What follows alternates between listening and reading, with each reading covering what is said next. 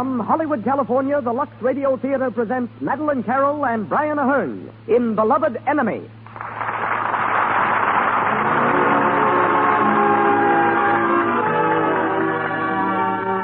Lux presents Hollywood. The makers of Lux Toilet Soap appreciate the loyalty that you have shown for this fine beauty care.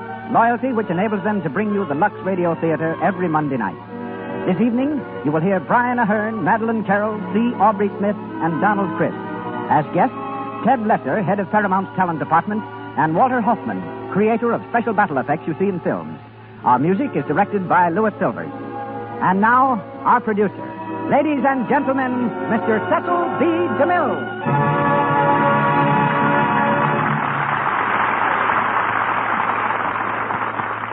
Greetings from Hollywood, ladies and gentlemen. Tonight, across the vast dominion of Canada, countless families are enjoying the Lux Radio Theater for the first time.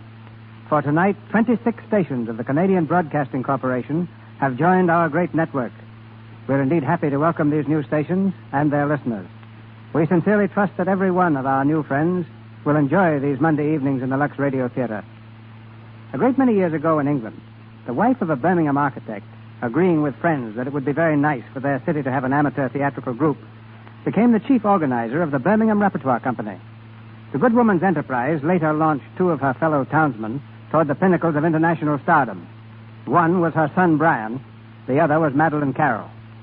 When Madeline was attending the University of Birmingham, where her father was a professor, she was offered a contract by the Repertoire Company. To please her father, the offer was forgotten, and Madeline became a schoolteacher. But it was that unsigned contract that later inspired her with the determination to become an actress. You heard Brian Ahern here only a few weeks ago, but when Samuel Goldwyn gave us permission to bring Beloved Enemy to the air, we persuaded Brian to interrupt his work and be with us again tonight. We were equally fortunate to secure Madeline, for she returned to Hollywood only recently from abroad. Madeline's presence here is something of an anniversary. Those of you who were listening in at this time last December will recall her brilliant performance for us in Cavalcade, presented exactly 1 year ago. Tonight, she becomes Helen Athley, and Mr. Ahern is Dennis Reardon. Two great character actors will be heard in leading roles. C. Aubrey Smith as Lord Athley, and Donald Crisp as Burke. Mr. Smith's current film is Prisoner of Zenda. And Mr. Smith's current film is Prisoner of Zenda. Mr. Crisp is next seen in Jezebel. And now, the Lux Radio Theater salutes the new year with Beloved Enemy, starring Brian Ahern and Madeline Carroll with C. Aubrey Smith and Donald Crisp.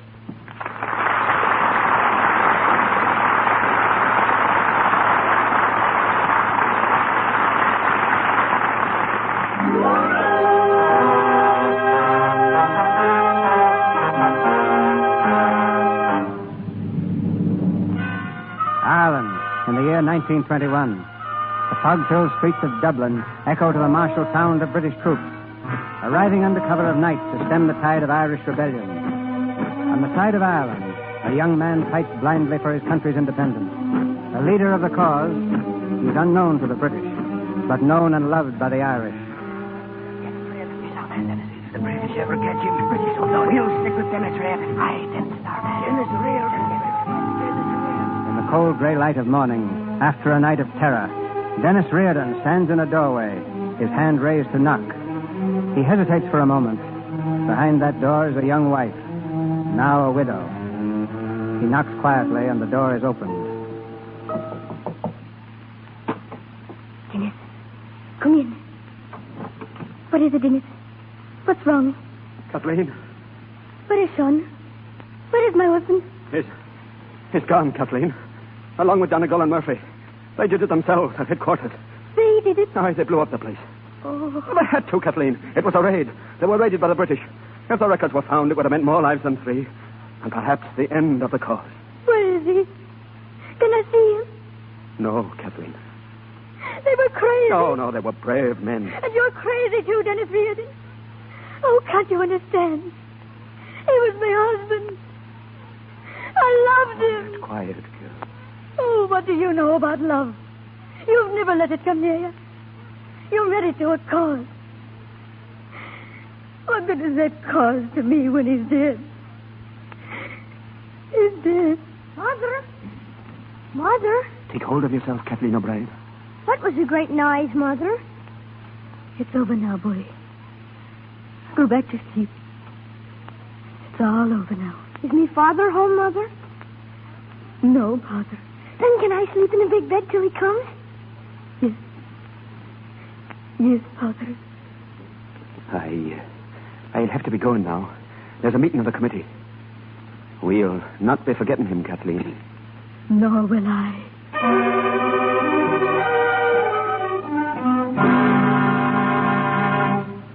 Bombs. That's what it takes, gentlemen. Bombs talk loud and long. Tomorrow night, Lord Athley will be here from London.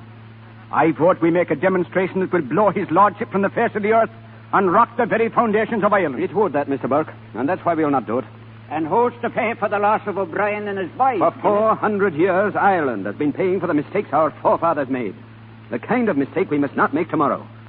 We are not a handful of conspirators meeting in a dark room, but the government of a free people. Remember that. It is not for us to make war on the diplomatic representative of another government. Lord Athley comes with clean hands, and we'll receive him with clean hands. I agree with Dennis. We'd be buying trouble and shame if we blew up an innocent man. And who's to say he's innocent? The decision's been made, Burke. And who made it? As Chief of Staff, I made it, and it stands. Lord Athley and his daughter will arrive tomorrow in peace, and I'll be there to see to it. You'll be there with £10,000 on your head? Are you mad, Dennis? I'm not so mad as to think there's any good will come of wanton murder. On Lord Athley's boat, however, there is also a shipment of munitions. Munitions, is it? Then we'll blow No, Burke, control yourself. Jerry, what plans have you made for them? Our little reception at the North Wall. Now, I figured this. A cat backs out of the alley and runs across.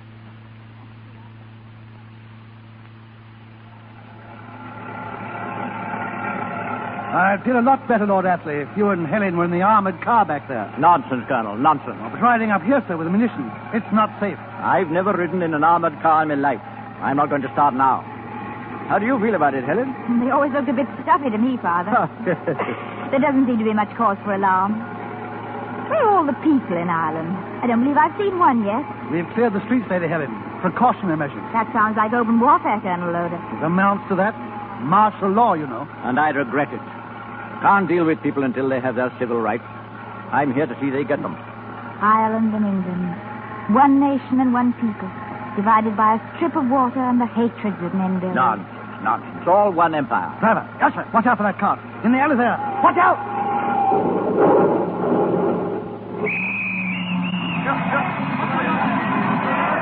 Derek, street there. Sergeant, put a guard around Lord Athley. Yes, sir. There's nothing wrong. It's just an accident. There won't be any disturbance. There's nothing wrong. What's that? I say it's just an accident. There won't be any disturbance. What makes you so sure? Sergeant, arrest this man. Yes, sir. Bring him to headquarters. I want to see him there at once.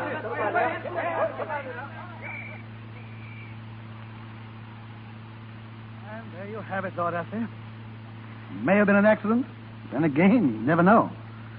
Armored cars may be stuffy, but they're safe. My apologies, Colonel Loder. Our apologies, Colonel Loder. Here's the prisoner, sir. Bring him in. Go on. Stand over there. What's your name? Dennis Reardon. What? You're taking a dangerous name, young man. The best is none too good for me. Did you find anything on him, Sergeant? Just these letters. Let No me arms, see. sir.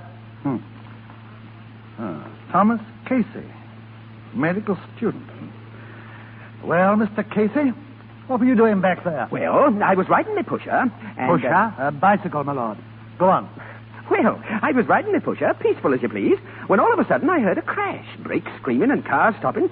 So I stopped. And then, would you believe it, I was hoisted into a lorry, pusher and all, brought up here and asked what I was doing back there. You see, Lord Athley, you can't get a thing out of them. I'll let him go. All right, outside. Go on. Go on home. Oh, wait. Don't you think you ought to give him back his pusher? Oh, thank you, miss. All right, give it back to him, Sergeant. Yes, sir. Thank you, miss. That's very kind of you.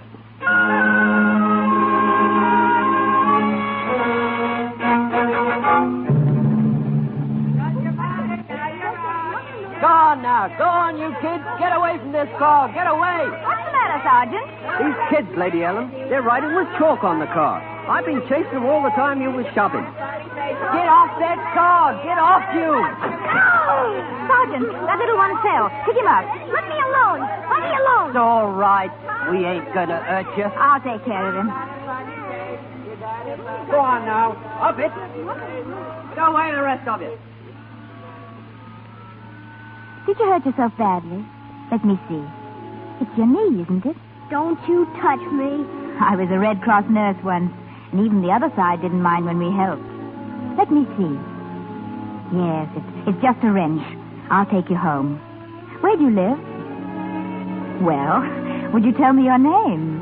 My name is Father O'Brien. I hate you. You hate me? Why? I suppose you have a reason. My father's dead because of you. Because of me? Well, because of your people anyway. Oh, I'm sorry. You're quite a soldier for all your size.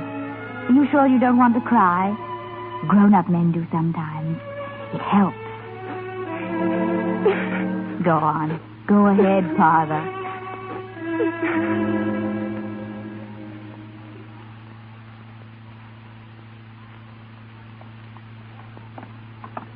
Is this the house, Father? It is. Carry him in, Sergeant. Yes, milady. Who's there? Are you Mrs. O'Brien? Yes, I am. What's it? Father. Father is hurt. Don't be alarmed. He fell and wrenched his knee. Put him down, Sergeant, and wait outside in the car. Thank you for bringing him home. Would you like to have a doctor see him? Thank you. We can manage ourselves. She's nice, Mother. She has a nice smell. You should be very proud of him, Mrs. O'Brien. He's like his father. Oh, good morning, Mrs. O'Brien. Could I be of any assistance? Oh, good morning. Good morning. They told me that Father was hurt. Have you called a doctor, Kathleen? I should think a medical student like you could do well enough with a bruised knee. No one can understand English jokes but the English. Now, let me see it. Oh, Father, I feel that you will live. Madam, I'm afraid this is the wrong section of Dublin for you. We both seem to have a habit of popping up in the wrong sections of Dublin. Mr. Dennis Reardon, isn't it? What? You have a frightening memory for names, milady. I wasn't apt to forget that one, Mr. Casey. Is there anything I can do? Aye, you can keep your benevolence to yourself. You shouldn't have come here at all. I brought Father home because he was hurt. Of course you think it was all a trick to get into this house so that I could spy on Father's family for my father. We especially hate little children whose fathers have just been killed. You will try to understand I do understand you. You hate nothing and you love nothing. You live in your stuffy heads where no feeling ever enters. You people think you can kill us and still be our friends. It's an amazing kind of people you are, with ice in your hearts. Now go. If you mean I'm not an unreasoning maniac like yourself, I'm glad I'm not. I came here because I wanted to help these people. But you wouldn't understand that because you're blind. Oh, calm yourself, Lady Helen. Fighting until you're all dead. Needn't be so hot about it. Well, I imagine that's the first time in history that the Irish had to ask the English to calm down. What is it, Sergeant? Beg pardon, milady, but there's a crowd collecting around the car outside. I'll have to hurry to a garage or I won't get there at all. Oh. May I wait here, Mrs. O'Brien? You may. Thank you, milady. A crowd, is it? Kathleen, will you let Lady Helen take your bicycle? Yes? It's in the alley. Can you ride a bicycle, Lady Helen? Yes. Must I? Well, we don't like crowds in front of our houses. I'll show you your road. Will you come this way?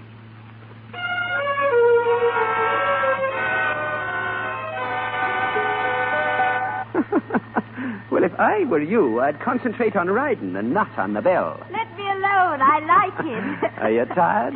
No, not very. But you don't mind if we stop while I fill my pipe, eh? Oh, no, not a bit. You said you were just going to show me the road. Well, that's what I've been doing. You showed me a good deal of it. I imagine I can find the way now. Oh, I don't think so. You'd never get back to Dublin. Back to Dublin? Then this isn't Phoenix Park. All Ireland is a park. I don't understand why I have to cycle all over Ireland to get to my home. I shall explain. From Kathleen O'Brien's house, there were two roads. The first were a men cycling through city streets. And with your kind of cycling, you'd have been killed for certain by an Irish lamppost. And this is by far the most pleasant road. I see. And it's only 10 miles longer. Well, you're not angry with me, are you? No, of course not. Ah, that's right, too. Are you hungry? No, thank you. Well, I am, and there's not a place for tea for a mile. You wouldn't care for a hatful of berries, would you? No, Well, all right. Good. There's a place by a stream, not far, with a grocer... Will you have some more berries? Thanks, I've had enough, I think. What do you do besides going to medical school and riding around the country on a bicycle? Would you really want to know? No. On second thought, I don't believe I would. Suppose I tell you instead what I'd like to do. As if I could stop you. It's a farm in County Galway I'd like, with some fine pigs and horses belonging to it, and a fine, spirited woman in the house, making a great clamour all the day, and the children driving me crazy with their goings-on. In County Galway, where they've never heard of the troubles. What are you thinking? I'm trying to picture your farm, and you on it. You belong there somehow, away from all this hate and bitterness, where men sing about dying for a cause, forgetting that it means they must kill for it. You're not like that. Not deep inside. When a man wants peace as much as you do, there's no room in his heart for hate. I'm Irish. There's room for all. Is there? I wish you had that farm. I hope you'll have it soon. Do you now? Then tomorrow, maybe, you'll meet me at the Dublin market. I'll be buying the first pig. Will you help me pick him out? No. Why? I can't. Why not? I can't. Oh. I have to go now. Is it straight down the road? Yes, I'm sorry I can't go all the way with you. Business takes me elsewhere. Thank you. And goodbye. And you won't meet me at the market tomorrow? No. Oh, how will I return the bicycle to Kathleen O'Brien? Well, why not ride it back tomorrow? All right, I will. Thank you. And goodbye. And you won't meet me at the market tomorrow? No. Oh, if I ride the bicycle in tomorrow, how will I get back again? Ride it back. But how will... I have it. You take mine and I'll ride it back. But how will I get yours back? Meet me at the market tomorrow. Never mind. I'll take it back now. Goodbye. At 4 o'clock by the pig stalls. I'll be waiting.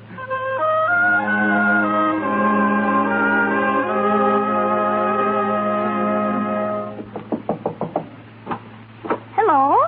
Father, are you up and around already? How's your leg? Oh, 'tis fine. Look, I brought you something. A present. Oh, thank you. But, I don't know if I should take it from an Englishwoman. Oh, that's all right. We're all friends now. Look, Father, tell your mother I brought back her bicycle. I had a lovely ride with With who? Well, I don't know what you call him. I call him Dennis Reardon. Oh, but Mother says we're never to call him that anymore. What? Never. She says we're not to call him by his right name. Then we won't. We won't, Father.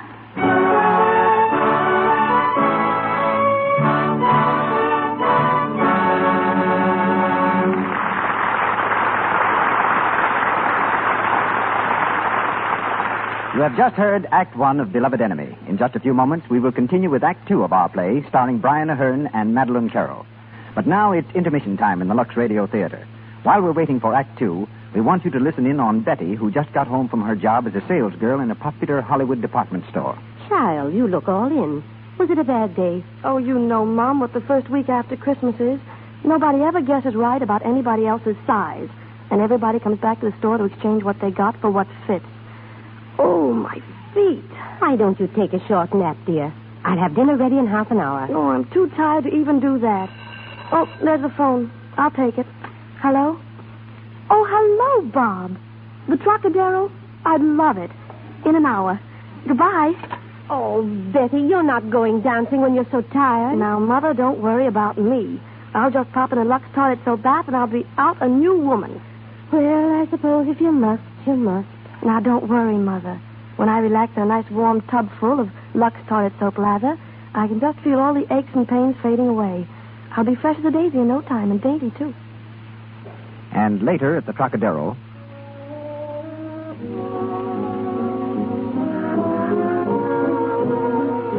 Look, Bob, there's Joan Blondell. Isn't she gorgeous? You're gorgeous enough for me. Oh, gee, Betty, you're swell to dance with. You're always so fresh and lovely. And your skin is so sweet. Yes, and smart girls all over the country follow Betty's example. But now, let's return to our producer, our stars, and play. Mr. DeMille? We continue with Beloved Enemy, starring Brian Aherne and Madeline Carroll, with C. Aubrey Smith and Donald Crisp.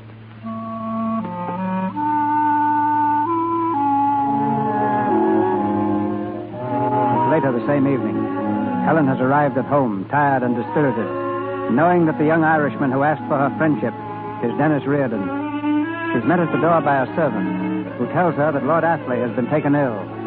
She runs to his room and throws open the door.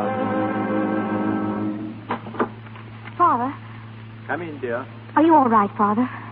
All right, dear, yes. A little tired, that's all. And discouraged. Discouraged? You? Yes.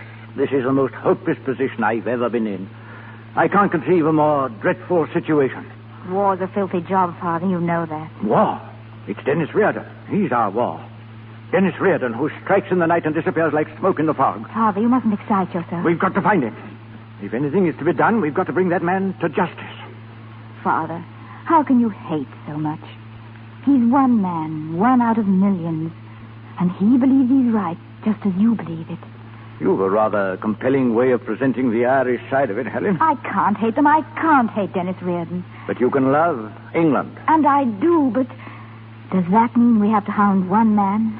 Does it mean we have to sneak upon him in some alley, bring him to his knees with a bullet in his heart? Yes, Helen, yes. Because the lives of thousands depend upon it. Because men are dying all over Ireland. Because of him. Then you mean if Dennis Reardon were captured, there'd be an end to all this trouble? I firmly believe it. Men would go back to their homes. Back to their wives and children. Love of England, love for people, it demands things of you, doesn't it? Helen. Father, I think I know where Dennis Reardon will be tomorrow.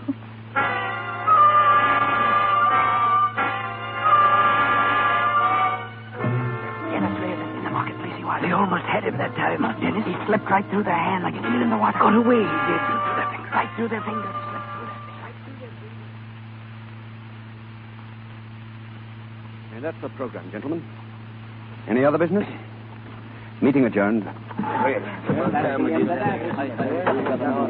Good night, Burke. Dennis, how can you find time to be ambling about Gregory Street Market? You have a great responsibility, Dennis. You should be more careful.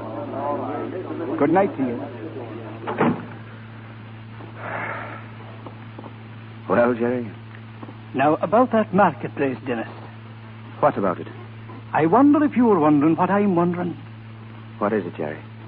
That was no ordinary roundup, as I looked at it. Well, Jerry? Well, I was wondering if anybody besides you and myself knew you were going to be there. I was thinking there must have been somebody. There was somebody. But I'd pledged my life she had nothing to do with it. She's English. You're right, Jerry. Everything tells me that she didn't. But I've got to know. And there's only one person who can tell me. Herself? Herself.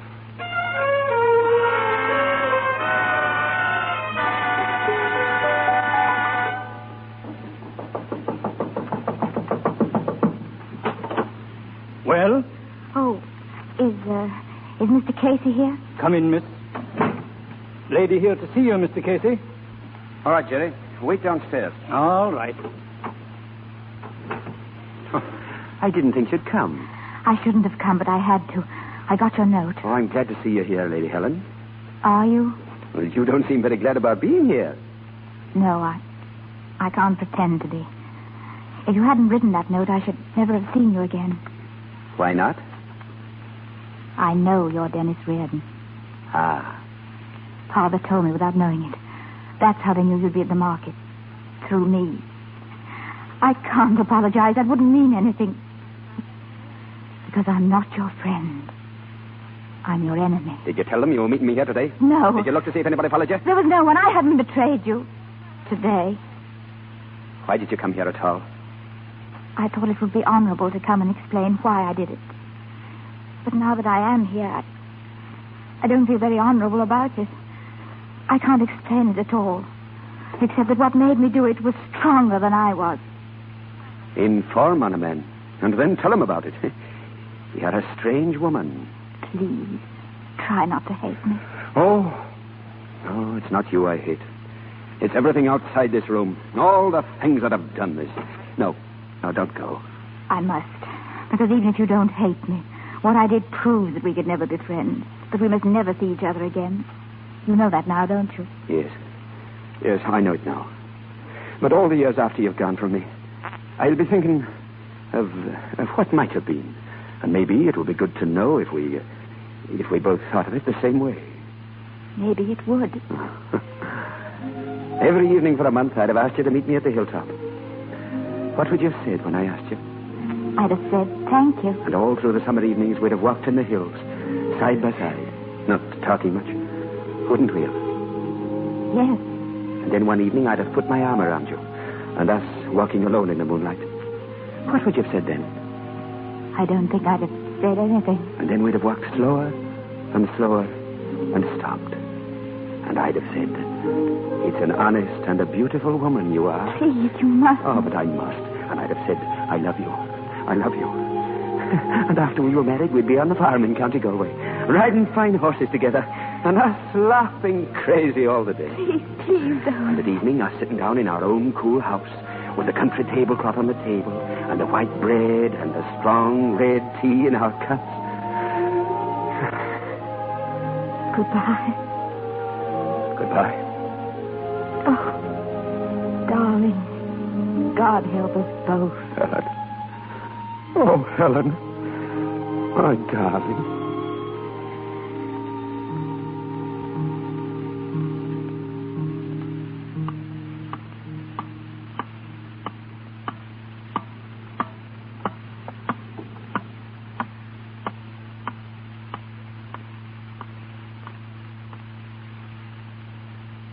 Don't stand near the window, Dennis. It's not a street in Dublin anymore. It doesn't look like any street in the world. Come here. There isn't any Ireland or England. There isn't any world outside this room. Aye. That's what I was feeling, too. Only my imagination's not working very good. It's a bit staggered, maybe. It's because I never dared dream of you all my life. Ireland was the only woman I ever knew. Ireland was my mother, and my sister, and my wife. Oh, Dennis. In your slow English way. Are you ready to say it now? Yes. Say it then. I love you. I love you. And Dennis, whatever happens, I'll want to be with you always. When peace comes... When peace comes, aye.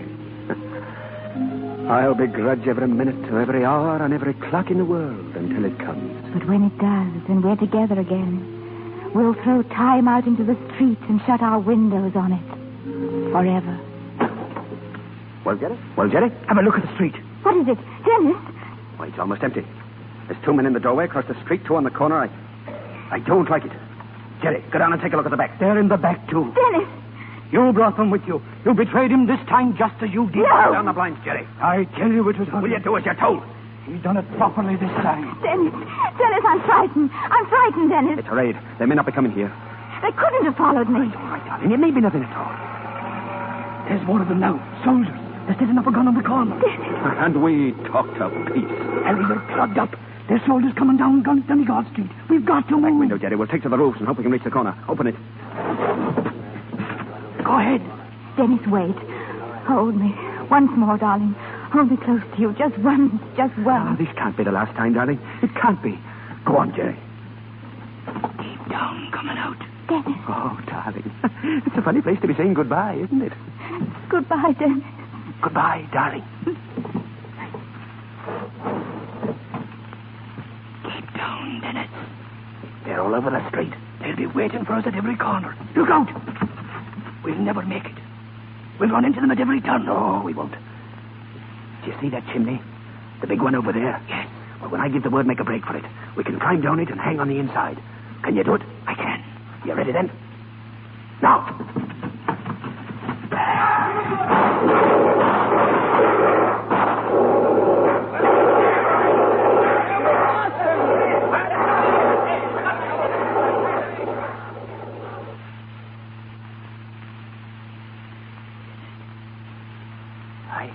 You suppose it's all right to climb out now? Aye. I'm that stiff in my joints. If I die before you, Dennis, will you do me a favor? Will you make sure that I'm not buried hanging up? Faith, that was a near thing, Dennis. 'Twas a wonder we weren't killed entirely. The chimneys was quick thinking, and I'm grateful to you. But on the other hand, come to think of it, neither you nor I should have been in this neighborhood at all in the first place. You know I'd die for you, Dennis, if I was dying for the cause, too. Have you forgotten the cause, Dennis? Have you forgotten O'Brien? He died for you, Dennis. And Donegal and Murphy and the 18 lads at Duneen and the ones before them. Have you forgotten them all? Have you, Dennis? Jerry, on my honor, I'll never see her again. Your word is good enough for me. And you have it. I'll never see her again.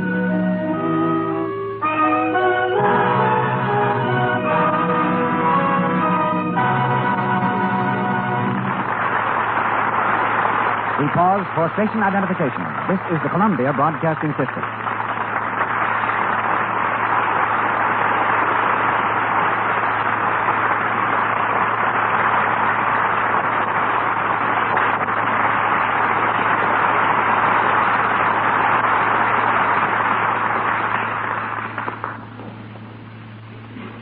Madeline Carroll and Brian Ahern returned to us shortly in the third act of Beloved Enemy.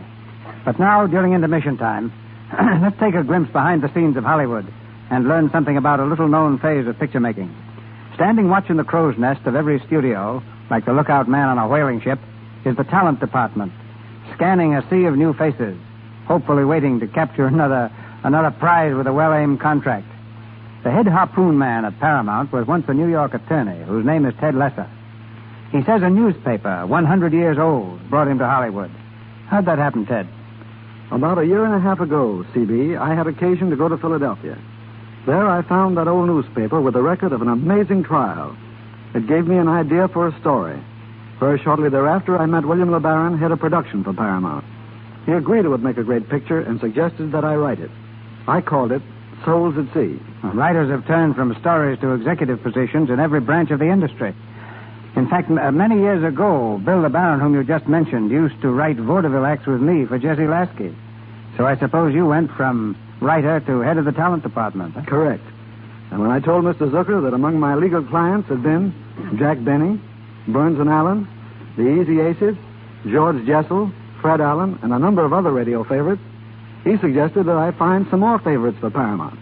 But this is the first time I've ever been asked to talk about it on the air. You picked the right program. You bet. It didn't take me long to discover that Lux and Talent had been keeping company in Hollywood for a long time.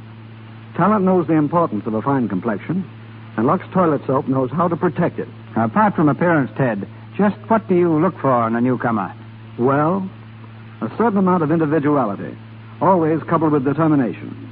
As soon as they come to Paramount, we start them in our school, where they learn dramatics, voice, and dancing. If we're right, it doesn't take long before our young cubs show particular talent in one of these departments.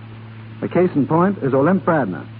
Olympe came to us as a dancer, but her ability as a dramatic actress so far outshone her dancing that we cast her opposite George Raft in Souls at Sea. Well, two things are certain every Friday at Paramount. Fish on the menu and your weekly auditions. Yes, they're both institutions. The purpose of the auditions being to acquaint producers and directors with the merits of new talent.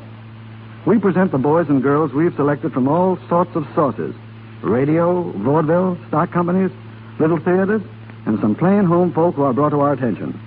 Our producers have been most generous about giving these young players opportunities. And you, CB, your willingness to give a newcomer a chance is proverbial in Hollywood. For example, 3 weeks ago, you gave a little girl named Jane Dewey a chance to appear in our auditions, with the result that she'll have a role in a forthcoming picture. Proving that all producers and directors are on the alert for new personalities. And by the way, that was a very interesting couple we heard last Friday. Quite a combination, weren't they? Particularly when you know their history. The girl, Terry Ray, was discovered serving sandwiches at one of our local drive-in restaurants. The young man who played the love scene with her is, on the lot, Michael Brooke. At home in England, he is the Earl of Warwick, who got his first acting chance in The Buccaneer. A democratic place, Hollywood, where a little waitress plays a scene with a British peer, each hoping to get a part in a picture. Thank you, C.B. Thank you, Ted.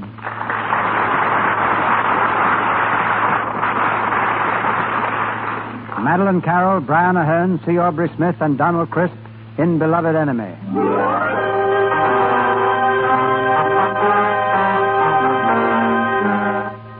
Despairing of peace in Ireland, Lord Athley is returning to England with a recommendation for drastic military action. The boat plows heavily through Dublin Bay. At the rail, Helen sadly watches the lights of the city disappearing in the fog. Her father comes from his cabin and stands beside her. There's a long silence. Then he takes her hand in his. Helen, dear, you mustn't take it like this. I want you to know that my decision to return home had nothing to do with you, with your friendship for Dennis Reardon. Although I can't pretend that the whole incident hasn't been a shocking nightmare to me. It's quite beyond my understanding. There's no need for you to understand it now. Do you mean by that it won't happen again? Yes. Good. Best of us go off the track now and then. The main thing is to get back. Father, don't talk to me as if I were a child. I've done nothing I regret. Nothing compared to what you've done. Helen. Maybe I did go off the track. But at worst, it was only a matter of wrecking myself. With you, it's wrecking 4 million people. Helen, what are you talking about? You came to Ireland to make peace. And now you're going back with a recommendation of war. Drastic military measures, you said. Bullets in their bodies and grenades in their faces. Is that a way to stop bloodshed? You've tried it for years and failed. Why can't you try something else? Helen, control yourself. You're not talking sense. Is it sense to think you can mow down the young men of 2 countries, theirs and ours too, and not leave a hatred that will last 1,000 years? It's you who have gone mad, not I. Why can't you treat them as human beings? War. Can't you see what it will mean? Can't you see? Helen. Helen.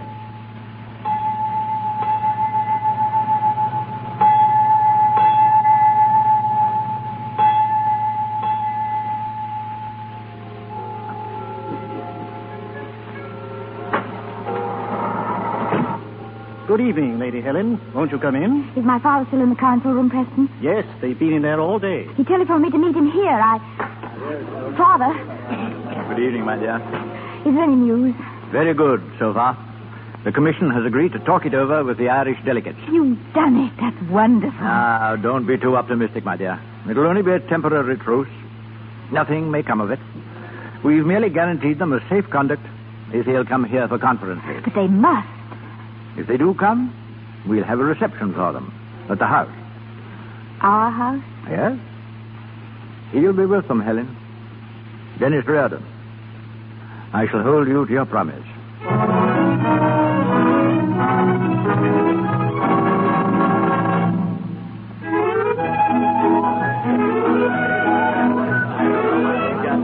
The Duke and Duchess of Newcastle. The Portuguese ambassador and Madame Zamora.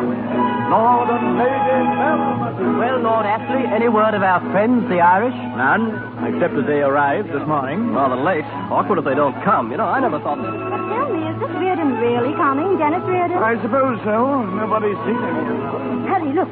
There they are at the door. All 6 of them. Yes, the tall one, Reardon. They've come. Well, that's something anyway. Are we all together, gentlemen? Well, let's go through with it. And call it history we are making. Names, please. What names shall I announce? Liam Durek, Seamus Flaherty, Cahill McGarrel, Thomas Braga, Michael Cahalan, Donna Rehead. I beg your pardon, sir? Liam Durek, Seamus Flaherty, Cahill McGarrel. Never mind. Just announce the delegates of the Irish Republic. That's the fine spirit. The delegates of the Irish Republic. Republic. Delegates of a republic. What infernal cheek. Republic, indeed.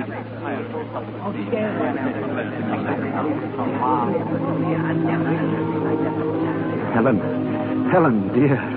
Don't look at me. Pretend you're watching the crowd. Welcome to England, Dennis. Ah, you're so beautiful. Oh, darling. If I could just touch your hand. Darling, if only you could. We can't see each other alone. I gave my oath. I had to do something like that, too. Do you want me to leave? No, please. Oh, it's torture, seeing you like this. It's better than not seeing you at all. Darling, what things in your life happened in this room? Over there's where I played the harp when I was 14, in a pink dress. And in that room? My mother's sitting room. I used to say my prayers in there before she died. Then For 10 years, I never went into it once. Till now. And do you pray there now? For peace? And for you. I pray there for you. Oh, Dennis. Reardon. Aye? We've made our appearance here, and they've all had a chance to stare at us. I'm thinking if we're having a meeting tomorrow, it's time to go home. Very well. Good night, Lady Helen. Good night, Mr. Burke. Good night, Lady Helen. Good night, Mr. Reardon.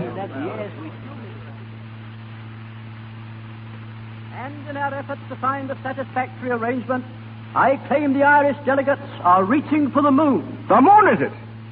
We ask for a republic and you tell us it's the moon.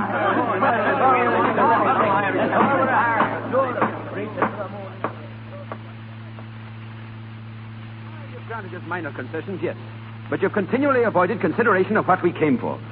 You knew what was in our minds when we came. We hoped it was in yours. In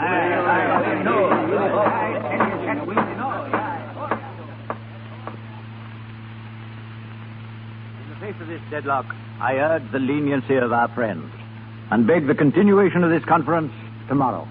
I can hold out little hope that anything further can be accomplished.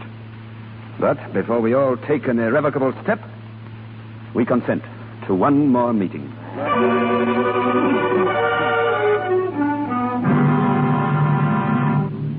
Sit down, Dennis. There's nothing to be gained by pulling a long face. They sent their best against us and we didn't flinch. What I want to know is, are we going to compromise with them? We're not. There's half of us wants it and there's half of us doesn't. Dennis Reardon has the deciding vote, and we know his feelings. Am I right? Dennis, here, where are you going? I'm going for a walk. At this hour of the night? I've been cooped up in rooms with people for 4 days. I want to get out by myself. A word with you, Dennis. Come here. Maybe I don't know your mind. Maybe you're willing to sign that treaty. But remember this, you took an oath. And if you break that oath, you'll be a dead man the minute you set foot in Ireland. Get out of my way.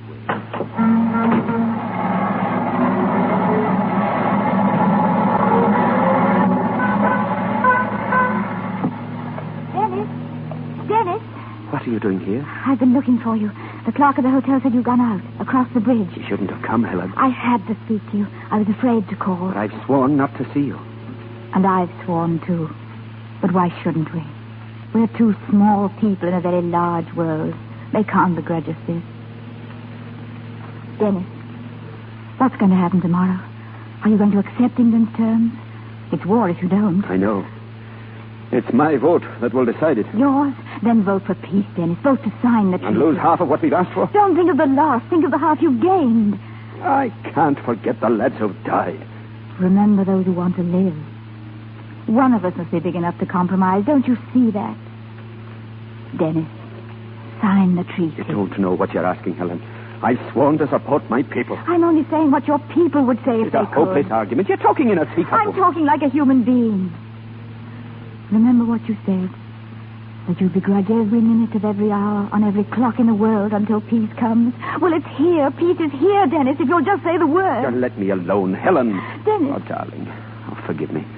All of this means so little. We're nothing, you and I. It's the right of a whole people to live and to be happy. Help them, Dennis. Help them. Good night, Dennis. Good night, my darling.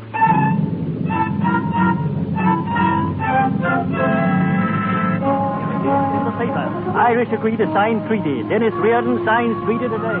England will sign first. The pen, Lord Astley. Thank you. I really don't know what my party will say to this. It's political suicide for me, Mr. Reardon. Perhaps for both of us. Did you say political, Lord Astley? The pen.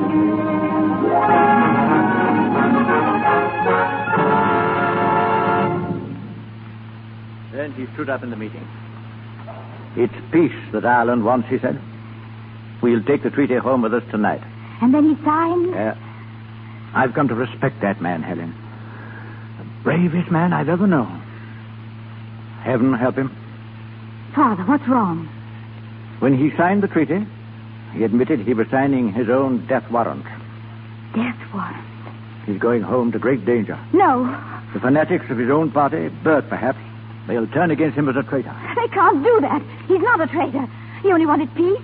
Father, you've got to help him. How can I, Helen? What can I do? Then I'll help him. I'll tell them why he did it. I'll see the leaders of his party myself. Helen. Let me alone. I'm going to Ireland. I'm going to Dennis.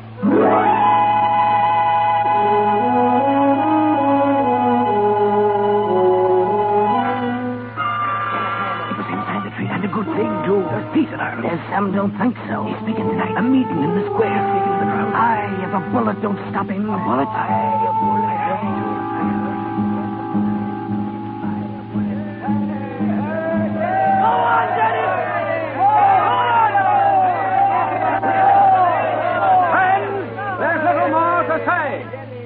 Free state and a free people.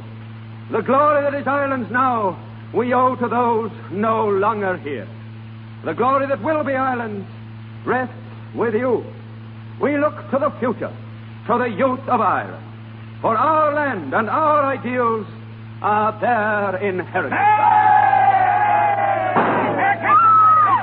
Get it, he's shot. Take him to the hospital. To the hospital. Come on, to the hospital.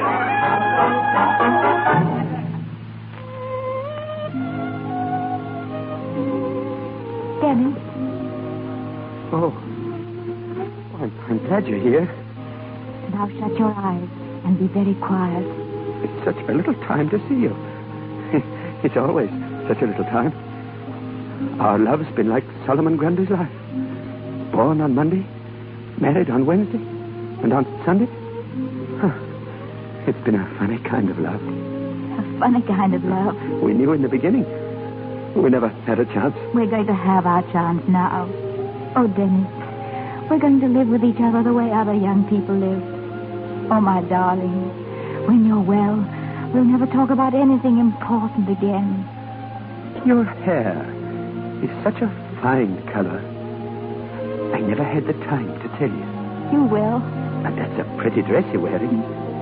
I like your dresses. Just wait and see the dresses I'll wear for you. And I like the way you walk. Not looking where you're going.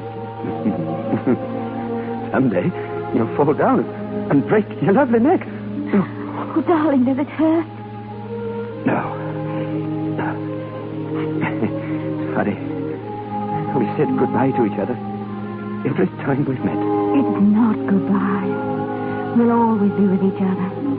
Always. That's right. We'll never say goodbye. Because we'll always meet again somewhere. Won't we, darling? Yes. We'll never say goodbye. We'll always be together. Somewhere.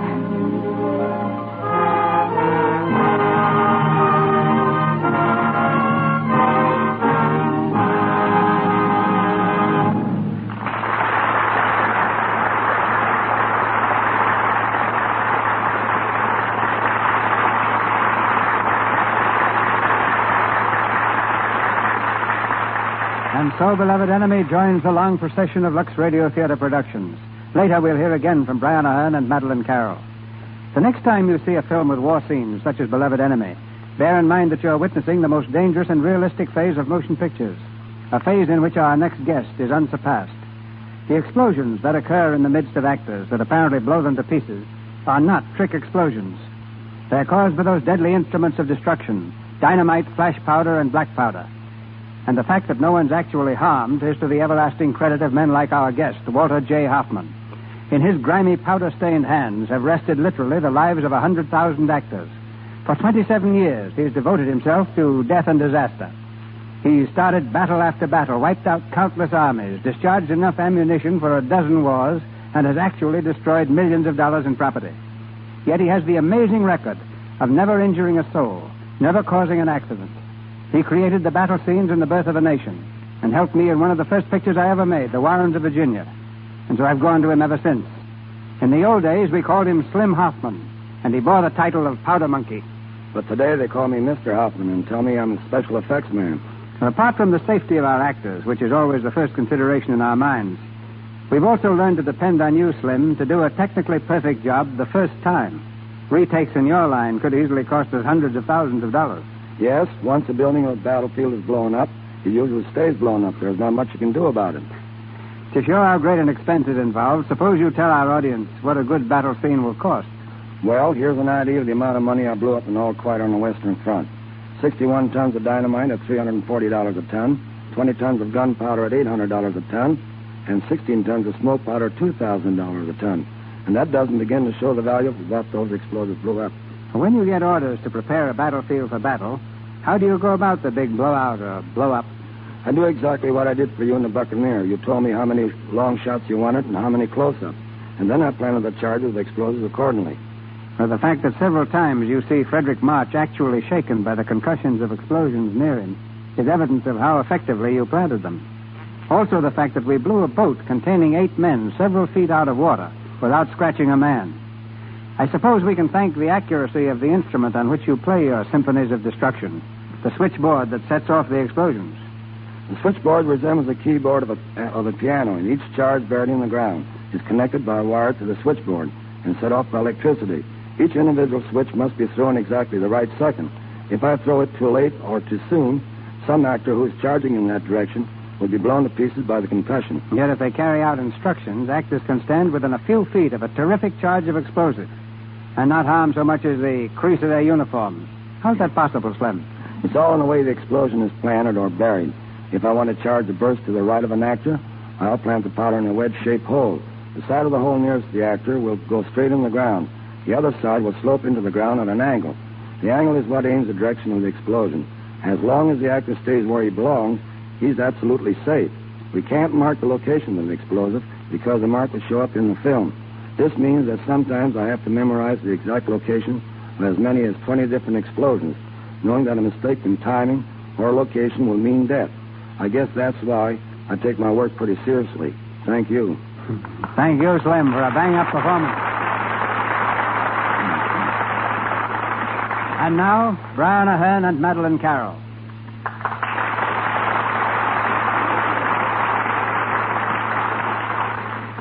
Last time I was here, Mr. DeMille, I played an Englishman to an Irish girl, but tonight I'm quite on the other side of the fence. I feel especially glad to have had the opportunity of playing my old part in Beloved Enemy this Christmas, because in a world which lies in the shadow of wars and threats of wars, it's a story which reaffirms the Christmas message of the necessity for peace and goodwill among men. I would like to wish you, Mr. DeMille, and everybody in the Lux Radio Theater tonight, and all those who may be listening in, a very happy New Year. Thank you, Brian. And now, after 4 months abroad, Miss Carroll, you should have a lot to tell us.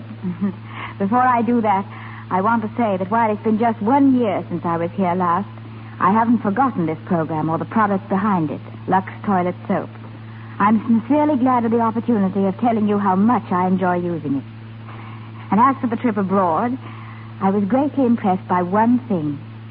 Wherever I went, I was always asked the same question. What do the American people think of us? I realized then as never before what a responsibility we of the films have. In our small way, we can be ambassadors of goodwill, not only for Hollywood, but for America. And I did my best to tell them how eager this nation is for friendship and harmony. Yes, this year of 1937 has had its grim aspects. But let us fervently hope that as the old year fades, it will carry away with it doubts and distrust, that the new year will bring the world a new outlook of peace and understanding. Good night. Good night, Miss Carroll. Miss Carroll appeared for courtesy of Walter Winter Productions. Mr. Ahern is now making Merrily We Live at Hal Roach Studios. C. Aubrey Smith is from Selznick International Studios and Donald Crisp from Warner Brothers.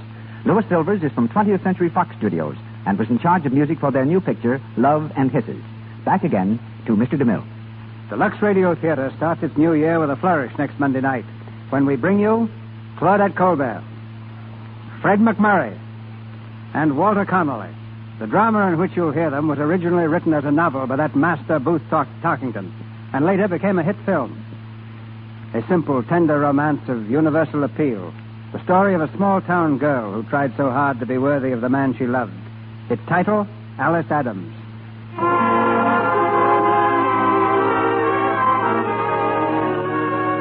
Our sponsors, the makers of Lux Toilet Soap, join me in inviting you to be with us again next Monday night when the Lux Radio Theater presents Claudette Colbert and Fred McMurray in Alice Adams with Walter Connolly.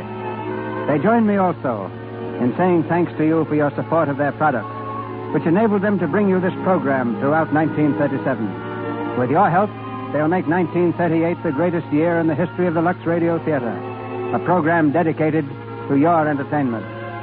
It's the sincere hope of all of us who work continually here in the Lux Radio Theater with this weekly presentation that the new year will bring all of you the things you most desire, the things closest to your heart. This is Cecil B. DeMille saying good night to you from Hollywood.